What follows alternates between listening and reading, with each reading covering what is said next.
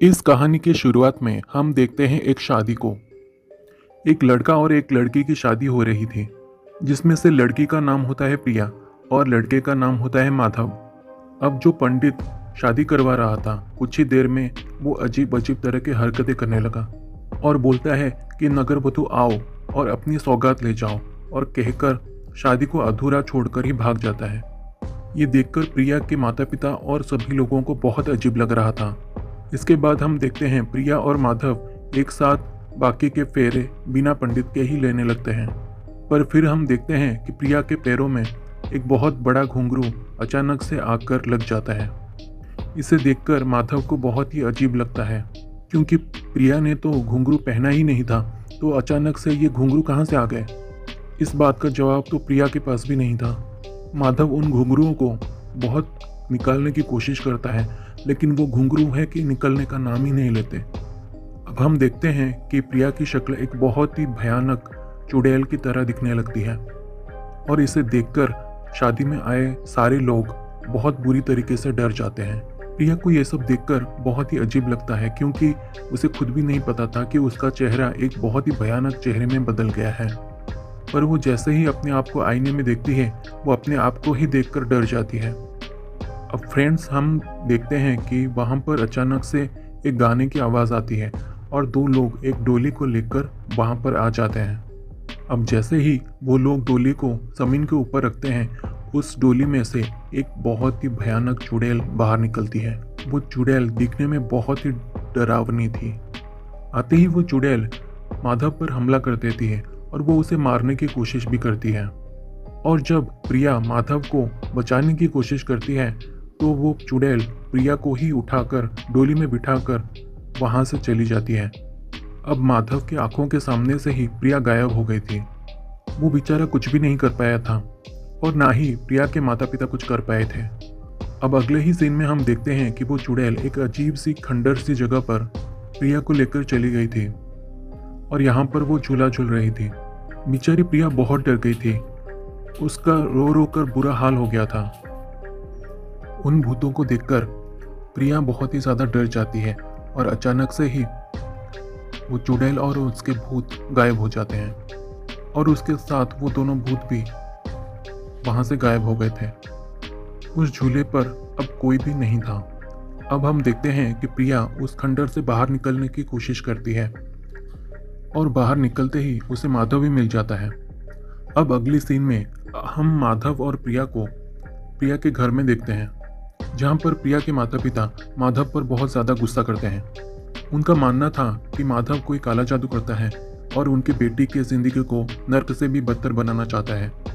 इसलिए वो लोग माधव को अपनी बेटी प्रिया दूर रहने के लिए कहते हैं। अब जैसे ही माधव वहाँ से जाता है, प्रिया की शक्ल वापस से उस डरावनी शक्ल से नॉर्मल शक्ल में बदल जाती है, और ये देखकर उसके माता पिता को बहुत अच्छा लगता है। कुछ देर बाद माधव फिर से वापस आ जाता है, और वो इस बार कहता है कि मैं प्रिया को किसी भी हालत में अकेला छोड़कर नहीं जाऊंगा। पर जैसे ही वो पास आता है, प्रिया की शक्ल वही पहली वाली डरावनी शक्ल में बदल जाता है। ये देखकर प्रिया के माता पिता को बहुत ही बुरा लगता है, इसलिए वो कह देते हैं कि हमारी बेटी का पीछा छोड़ दो। तुम्हारे जाते ही उसका चेहरा ठीक हो गया था, लेकिन तुम्हारे फिर से वापस आते ही उसका चेहरा इस तरीके से फिर से भयानक चेहरे में बदल गया है। इसलिए अब माधव भी कहीं ना कहीं एक्सेप्ट करता है कि उसे प्रिया से दूर ही रहना चाहिए, और ये बोलकर वो वहाँ से चला जाता है। लेकिन दोस्तों, प्रिया माधव से दूर रहना नहीं चाहती थी। वो माधव के पीछे भागती है, लेकिन किसी तरीके से उसके माता पिता उसे रोक लेते हैं। माधव के जाते ही प्रिया फिर से ठीक हो जाती है। अब रात के वक्त प्रिया के पिता उन घुंघरुओं को प्रिया के पैरों से निकालने की कोशिश कर रहे थे, लेकिन दोस्तों वो लाख कोशिशों के बाद भी नाकाम हो रहे थे, क्योंकि वो घुंघरू उसके पैरों से निकल ही नहीं रहा था। अब ये सब देखकर उसके माता पिता पूरी तरीके से परेशान हो जाते हैं। इसलिए अब वो लोग डिसाइड करते हैं कि वो इस शहर को छोड़कर ऑस्ट्रेलिया वापस चले जाएंगे। और अब जैसे ही ये लोग जाने की कोशिश करते हैं, ये लोग गाड़ी के अंदर अपना सामान को रख लेते हैं, लेकिन इससे पहले कि ये लोग यहाँ से निकल पाते, हम देखते हैं कि प्रिया के पैरों के घुंघरुओं के अंदर से दो बहुत ही डरावने भूत बाहर आ जाते हैं। इनमें से एक भूत औरत का और एक भूत आदमी का था। ये दोनों भूत बाहर आकर प्रिया के माता पिता दोनों को ही खा जाते हैं और प्रिया से कहते हैं कि तू यहाँ से कहीं नहीं जा सकती, तू यहीं पर रहेगी। अब प्रिया के आंखों के सामने से ही उसके माता पिता चले गए थे। ये देखकर वो बेचारी रोने लगती है। इसके कुछ ही देर बाद वहाँ पर माधव भी आ जाता है, पर इस बार माधव उन पंडित जी को अपने साथ ही लेकर आया था जो इनकी शादी करवा रहे थे। प्रिया कहती है ये तो वही हैं जो हमारी शादी को बीच में छोड़कर भाग गए थे, लेकिन वो पंडित कहता है कि अब वो इन दोनों की मदद करने यहाँ पर आया है। वो पंडित कहता है कि तुम्हारे पैरों में जो घुंघरू हैं उन घुंघरुओं में नगरवधु के 2 प्रेत कैद हैं ताकि तुम यहाँ से भाग न पाओ। पंडित जी इन दोनों की मदद करने के लिए तैयार हो जाते हैं। अब पंडित जी घर के अंदर जाते हैं और वो कुछ विधि करते हैं। प्रिया को चेयर के ऊपर बिठाकर उसके सामने नॉनवेज को रखकर उन भूतों का आवाहन करते हैं। उन भूतों से कहते हैं कि आओ और अपना भोजन ग्रहण करो, इसके बाद इन लोगों को छोड़ दो। इसके बाद वो दोनों भूत घुंघरुओं से बाहर आते हैं और उस भोजन को, उस नॉनवेज को ग्रहण करते हैं। इससे पहले कि पंडित जी कुछ और विधि करें, वो दोनों भूत जल्दी से घुंघरू में वापस चले जाते हैं, पर प्रिया का पीछा नहीं छोड़ते। ये सब देखकर पंडित जी को और बाकी सबको बहुत अजीब लगता है। इसके बाद हम थोड़ी देर बाद देखते हैं प्रिया को अपने पैरों के ऊपर पूरा का पूरा कंट्रोल खत्म हो चुका था। प्रिया अपने ही आप बाहर की तरफ निकलना शुरू कर देती है। मतलब उसके पैर अपने आप ही घर के बाहर जा रहे थे। हालांकि माधव उसे रोकने की बहुत कोशिश करता है, लेकिन वो उसे रोक नहीं पाता। उसके पैर अपने आप ही चल रहे थे। अब वो घर से बाहर निकल जाती है। अब वो चलते चलते एक महल के पास पहुंच जाती है। अब वो जैसे ही महल के अंदर प्रवेश करती है, वो देखती है कि महल बाहर से जितना सुंदर था, अंदर वैसे ही उतना ही खंडर जैसा दिख रहा था। इसी के साथ उसे अंदर जाकर किसी औरत के रोने की आवाज़ सुनाई देती है। प्रिया उस आवाज़ का पीछा करती हुई जाती है तो वो देखती है कि एक नई नवेली दुल्हन ज़ोर ज़ोर से रो रही थी और उसके आसपास कुछ लोग खड़े थे। वो दुल्हन इसलिए रो रही थी क्योंकि नगरवधु ने उसके पति को जान से मार दिया था। अब आप लोग सोच रहे होंगे कि आखिरकार ये नगरवधु कौन है।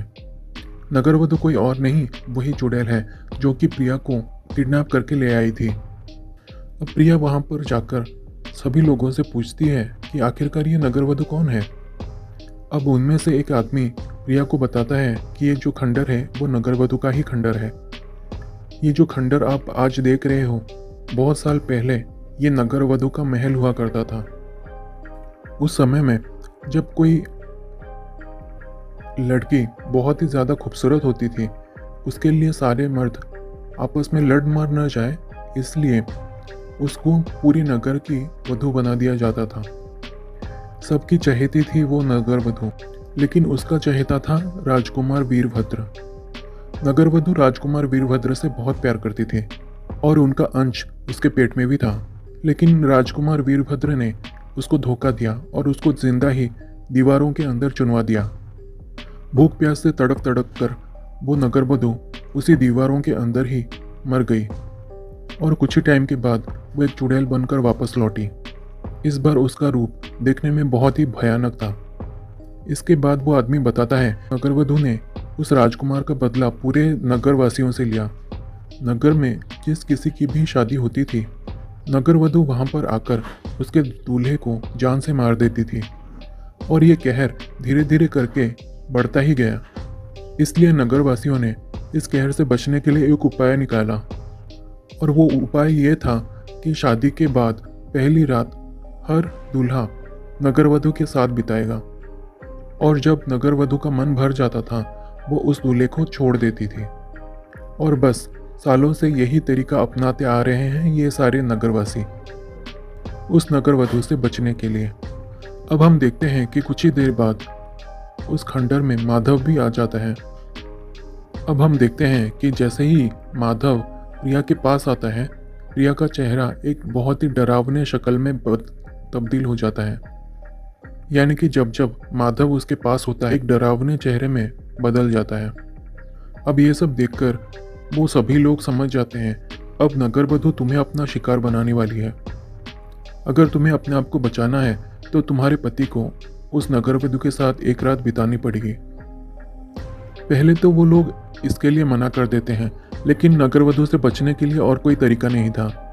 नगरवधु एक बहुत ही खतरनाक चुड़ैल बन चुकी थी, इसलिए अब माधव अपनी पत्नी प्रिया के लिए ये सब करने के लिए तैयार हो जाता है। अब माधव चिल्लाकर बोलता है कि नगरवधु मुझे अपने साथ आकर ले जाओ। जैसे ही वो ये शब्द बोलता है वहाँ पर दो भूत आ जाते हैं और उसको अपने साथ लेकर चले जाते हैं। लेकिन माधव के जाने के बाद प्रिया को बहुत ही बुरा लगता है और वो फूट फूट कर रोने लगती है। लेकिन उसके जाते ही उसका चेहरा भी पूरी तरीके से ठीक हो जाता है। अब अगले सीन में हम देखते हैं कि प्रिया अपने कमरे में रात में सो रही थी। उसे आज की रात किसी तरीके से गुजारनी थी, लेकिन आधी रात को अचानक से उसकी नींद खुल जाती है और वो जैसे ही उठती है सामने की ओर माधव को पाती है। वो पाती है कि माधव उसके सामने खड़ा हुआ था। उसे लगता है कि माधव नगरवधु के चंगुल से छूटकर आ चुका था। ये देखकर उस बेचारी की खुशी नहीं समा पाती और अपनी आंखों के सामने माधव को पाकर उसे बहुत ही ज़्यादा सुकून महसूस होता है। अब माधव उसे एक आईने के सामने लेकर जाता है और अब इस बार हम देखते हैं माधव के पास होने पर भी उसका चेहरा डरावने चेहरे में तब्दील नहीं होता है। यानी कि अब प्रिया एकदम पूरी तरीके से ठीक हो चुकी थी। अब हम देखते हैं कि प्रिया की आंखें खुल जाती हैं, यानी कि वो ये सब अपने सपने के अंदर देख रही थी। दरअसल हकीकत में ऐसा बिल्कुल भी नहीं था। अब प्रिया जैसे ही उठती है उसे बाहर से कुछ आवाज़ें आ रही थी। जैसे ही वो दरवाज़ा खोलती है वो देखती है कि बाहर बहुत सारे लोग खड़े हुए थे, जो कि प्रिया से कहते हैं कि हमें माधव को लेने जाना है वरना वो मर जाएगा। प्रिया उन लोगों से कहती है कि माधव रात को ही आ गया था, लेकिन कोई भी उसकी बातों पर यकीन नहीं कर रहा था। वो लोग प्रिया को समझाने की कोशिश करते हैं कि माधव यहाँ पर नहीं आ सकता, दरवाज़ा तो बंद था, आप तो सो रही थी, माधव कैसे आ जाएगा। लेकिन प्रिया का मानना था कि माधव रात को आया था। प्रिया बताती है कि रात को माधव ने उसे एक कमरबंद भी गिफ्ट किया था। वो सबको उस कमरबंद को भी दिखाती है, जिसके बाद सब लोग डर जाते हैं कि ये तो नगरवधु का कमरबंद है। प्रिया को जैसे ही पता चलता है कि उसके कमर में नगरवधु का कमरबंद है, वो उसे निकालने की कोशिश करती है, पर वो उसे निकाल नहीं पाती है। अब वो लोग कहने लगते हैं कि चलो जल्दी चलो, हमें माधव को लेने जाना है। इसलिए वो सारे लोगों के साथ माधव को ढूंढने के लिए उसी महल में चले जाती है। अब जैसे ही वो लोग इस खंडर जैसे महल में प्रवेश करते हैं, इन्हें वहाँ पर कोई भी दिखाई नहीं दे रहा था, पर उन लोगों को अब वहाँ पर एक नई दीवार दिखाई दे रहा था। इस दीवार को देखकर वो लोग समझ जाते हैं कि शायद माधव को नगरवधु ने इसी दीवार के अंदर चुन दिया था। अब जैसे ही प्रिया एक लोहे की पाइप से उस दीवार को तोड़ती है, उन सबका शक सही था, माधव सच में उस दीवार के अंदर ही था। इससे पहले कि वो इस पूरी दीवार को तोड़कर माधव को बाहर निकाल पाती, वहाँ पर एक अजीब सा गाना सुनाई देना शुरू होता है। ये गाना संकेत है कि अब नगरवधु आने वाली है। इस गाने को सुनकर सारे गांव वाले वहाँ से तुरंत ही भाग जाते हैं। अब वहाँ पर सिर्फ अकेली प्रिया ही बचती है। अब इसके बाद हम देखते हैं कि नगरवधु वहाँ पर आ जाती है। प्रिया उससे कहती है कि हमने तुम्हारी सारी बातों को माना, सारी शर्तों को माना, अब तो माधव को यहाँ से जाने दो। लेकिन वो नगरवधु प्रिया से कहती है कि तेरा पति मुझे बहुत ही पसंद आ चुका है और मैं उसे कभी नहीं छोड़ूंगी। और ये सब सुनकर प्रिया को बहुत अजीब लगता है। लेकिन थोड़ी देर बाद वो नगरवधु प्रिया से बोलती है, एक शर्त पर मैं माधव को छोड़ सकती हूँ, अगर तुम इससे भी अच्छे 3 मर्द से शादी कर यहाँ पर उन्हें ले आओगे तो मैं माधव को उनके बदले छोड़ दूंगी। और उसके साथ वो ये भी कहती है कि तेरे पास अब 3 दिन का ही वक्त है। इन दीवारों के अंदर तेरा पति 3 दिन तक जिंदा रहेगा और 3 दिन के बाद अगर तू नहीं आई तो तेरा पति मर जाएगा। और बस यही कहकर वो नगरवधु वहाँ से गायब हो जाती है। अब प्रिया के पास सिर्फ 3 दिन का वक्त था और 3 दिन के अंदर उसे 3 शादियां करनी थी। 3 मर्दों को किसी तरह नगरवधु के पास लेकर आना था। अगर वो ऐसा नहीं करेगी तो उसके पति की जान खतरे में होगी। अब अगले ही सीन में हम देखते हैं कि प्रिया एक एक करके 3 मर्दों से शादी करती है और उन्हें हर रात को इस खंडर में लेकर आती है और उन्हें ये कहती है कि ये जो खंडर है हमारे पूर्वजों का खंडर है। शादी के बाद पति पत्नी को यहाँ पर पूर्वजों का आशीर्वाद लेने आना होता है। पूर्वजों का आशीर्वाद का बहाना करके वो अपने तीनों पतियों को उस चुड़ैल के खंडर में लेकर आती है और एक एक करके वो दोनों भूत उसके तीनों पतियों को वहां से लेकर चले जाते हैं। और इस तरीके से प्रिया 3 दिन के अंदर 3 मर्दों को नगरवधु को सौंप देती है। लेकिन ये सब करने के बाद भी उसे माधव कहीं पर भी दिखाई नहीं दे रहा था, इसलिए वो एक लोहे के पाइप से उस दीवार को तोड़ने की कोशिश करती है। जैसे ही वो इस दीवार को तोड़ती है वो पाती है कि इस दीवार के पीछे एक बहुत ही बड़ा महल था। तभी वो उस दीवार के रास्ते उस महल के अंदर चली जाती है। अब वो जैसे ही अंदर पहुंची वो अपनी आंखों से साफ साफ देख पा रही थी कि उसका पति माधव एक दूसरी औरत के साथ खड़ा हुआ था और उसके साथ साथ साथ जीने मरने की कसम खा रहा था। ये देखकर प्रिया को बहुत बड़ा शौक लगता है और वो फौरन ही भागकर माधव के पास जाती है। वो माधव से कहती है कि तुमने शादी मेरे साथ की और अब मेरे साथ धोखा कर रहे हो। अब माधव उसे कहता है कि ये लड़की हमेशा से मेरी थी, जन्मों जन्मों से मेरी थी। दोस्तों, अब हमें कहानी फ्लैशबैक में दिखाई जाती है, यानी कि पिछले जन्म के अंदर दिखाई जाती है। अब हम देखते हैं पिछले जन्म में राजा वीरभद्र कोई और नहीं माधव ही था और इस जन्म में जो नगरवधु चुड़ैल बनकर घूम रही है पिछले जन्म में एक इंसान हुआ करती थी। लेकिन कहीं ना कहीं माधव ने उसके साथ बहुत गलत किया था, उसको धोखा दिया था। इसलिए इस जन्म में माधव अपने पापों के लिए उस चुड़ैल से माफ़ी मांगना शुरू कर देता है। अब माधव प्रिया से कहता है कि अब तुम यहाँ से जा सकते हो। पिछले जन्म में मैंने इसके साथ जो किया वो बहुत ही गलत था, इसलिए अब इस जन्म में मैं इसका साथ दूंगा। यानी कि माधव ने पिछले जन्म में नगरवधु को धोखा देकर उसको दीवारों के अंदर चुनवा दिया था और इस बात का उसे बहुत अफसोस था। इसलिए इस जन्म में वो अपनी पूरी जिंदगी उस चुड़ैल के साथ बिताने का फैसला करता है। जब यह सब प्रिया सुनती है तो उसे ये सब सुनकर बहुत अजीब लगता है। फिर वो चुड़ैल माधव से बोलती है कि इसे हम कैसे जाने दे सकते हैं, यही तो वो लड़की थी जिसकी वजह से मेरे राजकुमार वीरभद्र ने मुझे धोखा दिया था। वेल गाइस, अब हमें फिर से कहानी फ्लैशबैक में दिखाई जाती है। पिछले जन्म में प्रिया राजा वीरभद्र की पत्नी हुआ करती थी और ये बात उसे बिल्कुल भी पसंद नहीं थी कि एक नगरवधु उसके राजकुमार को पसंद करती है। उसने राजकुमार को धमकी दी कि अगर वो नगरवधु को नहीं मारेगा तो वो अपनी खुद की जान ले लेगी। इसलिए मजबूरी में आकर राजा वीरभद्र ने उस नगरवधु को दीवारों के अंदर चुनवा दिया था। अब दोस्तों, अगर कहीं ना कहीं देखा जाए तो उस नगरवधु का दुश्मन राजा वीरभद्र नहीं प्रिया थी। इसलिए वो नगरवधु अब प्रिया से अपना बदला लेना चाहती थी। वो प्रिया से कहती है कि तुझे बहुत नफरत थी एक नगरवधु से, अब तू बनेगी भूत प्रेत और पिशाचों की नगरवधु। जी हाँ दोस्तों, अब वो नगरवधु इस प्रेत योनि से बाहर निकलकर प्रिया को एक नगरवधु बना देगी, यानी कि खुद आज़ाद होकर प्रिया को अपनी जगह पर नगरवधु बनाएगी। क्योंकि नगरवधु बनने की सारी रिक्वायरमेंट्स में प्रिया बिल्कुल सही बैठ रही थी। अब देखते ही देखते प्रिया ने 4 दिनों में ही 4 पुरुषों से शादी कर ली थी।